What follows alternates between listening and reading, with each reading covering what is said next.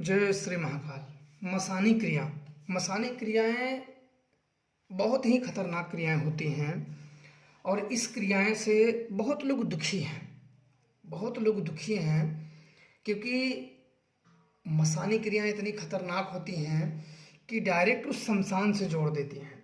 और उस जोड़ने के बाद जिस घर में गलत मंशा से या दुष्ट प्रयोग से मसानी क्रियाओं को कर दिया जाए, उस घर में वो तबाही मचा देती हैं। उस घर का सुख चैन छीन लेती हैं, समस्याओं का पहाड़ तोड़ देती हैं। कोई भी काम समय पे नहीं बनता है।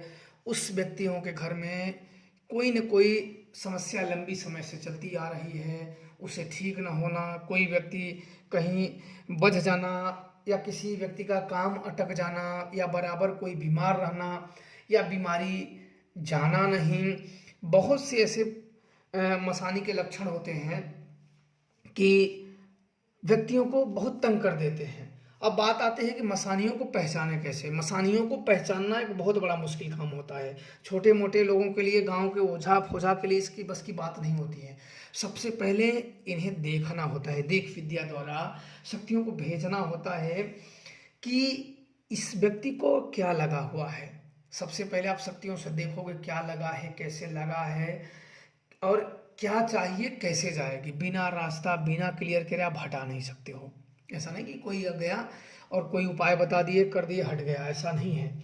जब तक कोई क्रिया इसकी सॉलिड तरीके से ना किया जाए ये हटेगी नहीं। और छोटे मोटे लोगों के लिए बस की बात यह नहीं है मसानियों को हटाना। वो स्वयं ही अपना प्राण जोखिम में डाल देंगे हटाने के चक्कर में। वो हटाने के चक्कर में अपने मौत को खुद ही दावत दे देंगे, मरने के लिए तैयार हो जाएंगे। इसलिए छोटे मोटे लोगों की बस की बात नहीं होती है। क्रियाएं काफ़ी जटिल होती हैं और इतनी आसानी से ये किसी की पीछा नहीं छोड़ती हैं। अगर ये किसी के ऊपर लग जाए तो काफ़ी मशक्क़त करने के बाद ही इनसे छुटकारा पाया जा सकता है, अन्यथा इनसे पीछा छुड़ाना थोड़ा सा मुश्किल होता है। क्योंकि ये होती ही ऐसी हैं, चलती बड़ी गुप्त तरीके से हैं और ये एक ही समय पे कई जगह पे अटैक करती हैं। व्यक्ति समझने वाला समझ नहीं पाता है कि आखिर हो क्या रहा है, मसानी क्रिया है कि कोई बीमारी है कि कोई समस्या है, क्या है। इसलिए ऐसी क्रियाओं के लिए कोई योग्य जानकार या सिद्ध व्यक्ति से दिखाई जाए तभी इन क्रियाओं के बारे में तय तक जाया जा सकता है। कोई क्रिया में जड़ तक जब तक आप नहीं जा सकते हो, जब तक जड़ तक आप नहीं जा सकते हो तब तक आप हटा नहीं सकते हो। जड़ तक जाना अति उत्तम है और बहुत ज़रूरी है, क्योंकि वहीं एक इनमें जो बीज जो जड़ के पास जाके वहीं से अगर उखाड़ दिया जाए इन शक्तियों को तो पेड़ वैसे ही सूख जाता है। तो इसलिए यह जानना बहुत ज़रूरी है देख विद्याओं द्वारा कि ये शक्ति किसने प्रयोग किया है और क्यों प्रयोग किया है और किस उद्देश्य से प्रयोग किया है, यह जानना बहुत ज़रूरी है। बिना जाने आप अगर ये प्रयोग करोगे यानी हटाने का प्रयास करोगे तो आप हटा नहीं पाओगे। ये इतने जटिल तरीके से उसमें मसानियाँ बहुत होती हैं, जो कि इतनी मसानियाँ होती हैं जिसकी कोई गिनती नहीं है। पर इन्हें बहुत बारीकी से अगर देखा जाए और बहुत ध्यान केंद्रित करें, वो भी देख विद्या की प्रबल शक्तियाँ हों। कोई अंदाजे वाली बात ना हो, अंदाजे में तीर नहीं चलाए जाते हैं। कोई प्रबल देख विद्या वाली हो, उसी से जब देखे जाते हैं तो वही प्रबल देख विद्याओं द्वारा अगर इन्हें देखा जाए तो इनके गहराइयों को जाना जा सकता है। और जब जान जाओगे तभी इनको सटीकता से और क्लियर तरीके से आप हटा सकते हो। अगर नहीं जान पाओगे तो आप इन्हें क्लियर तरीके से नहीं हटा पाओगे, क्योंकि ये शक्तियाँ अपनी पहचान सदैव छुपाती हैं। इन्हें देखने चलोगे तो ये दूसर का तीसर जानकारी के सामने रहेगी। कोई मसानी रहेगी तो बता देगा मैं ब्रह्म हूँ, मैं पहलवान हूँ, मैं खुरी हूँ, तो मैं ये हूँ। या कुछ जब किसी को नहीं पता चलेगा तो सीधे सीधे ऊपर ऊपर बोल देगा शमशानी क्रिया है, बस इतना ही सुने हैं, इतना बता देंगे। बस क्या क्रिया है, क्यों क्रिया है, वो सब नहीं विचारे लोगों को आता है।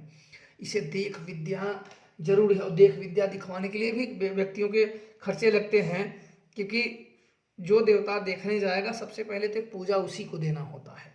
वो पूरी स्कैन करता है, देखता है कि इनके ऊपर सच में कुछ क्रिया है कि नहीं है। ऐसा नहीं कि कोई व्यक्ति बिना क्रियाओं द्वारा ही दुखी है, आप आपके ऊपर क्रिया है, वो भूत के टेंशन में ही मर रहा है, किसी के ऊपर कुछ नहीं होते हैं, फिर भी बेचारे लोगों को टेंशन धरा देते हैं और मरते रहते हैं। तो सबसे पहले यह जानना जरूरी है कि हुआ है कि नहीं। हुआ है तो क्या, कौन सी शक्ति है मसानियों में से, अगर मसानी प्रयोग हुआ है तो कौन सी शक्ति प्रयोग हुआ है। तो देख विद्याओं द्वारा वो चीज़ पता चलता है कि कौन सी शक्ति हुई। फिर उस शक्ति को भोग क्या लगता है, फिर उन भोगों से, ताकि उसे प्रसन्न करके उसका शरीर छुड़ा के उसे भेज दिया जाए। फिर वो भोग पता चलता है, फिर उससे बात की जाती है कि तो इसे छोड़ने का बहुत शक्तियाँ ऐसे वचन रखती है, मैं इसे मार के लेके जाऊंगी, या उसको कैसे भी करके अपने तरीके से छोड़ना होता है। नहीं तो वो व्यक्ति का जान लेने का ही प्रयास करते हैं, बोलती मैं इसको मार के ही लेके जाऊंगी। तो उसे बचाने के लिए कुछ अन्य रास्ते अपनाए जाते हैं।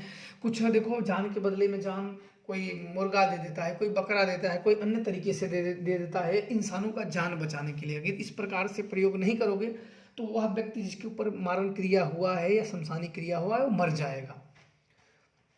तो उसे बचाने के लिए करना होता है।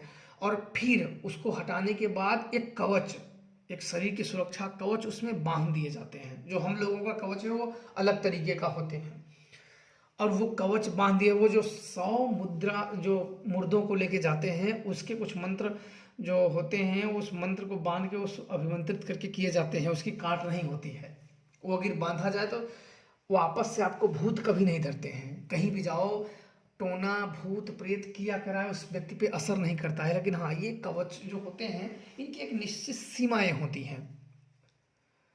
और यही तरीके से मसानी क्रिया से भी बहुत जटिल हैं, जो कि समय समय पे आप लोगों को बताता रहूँगा। तो आप लोग खुश रहो और प्रसन्न रहो, और आप लोगों के जीवन में सदैव खुशियाँ बसी रहे, और माता रानी का सबके जीवन में आशीर्वाद बना रहे, और सब एकता होके अपना जीवन यापन करिए। खुश रहिए, प्रसन्न रहिए। जय श्री महाकाल आप सबको।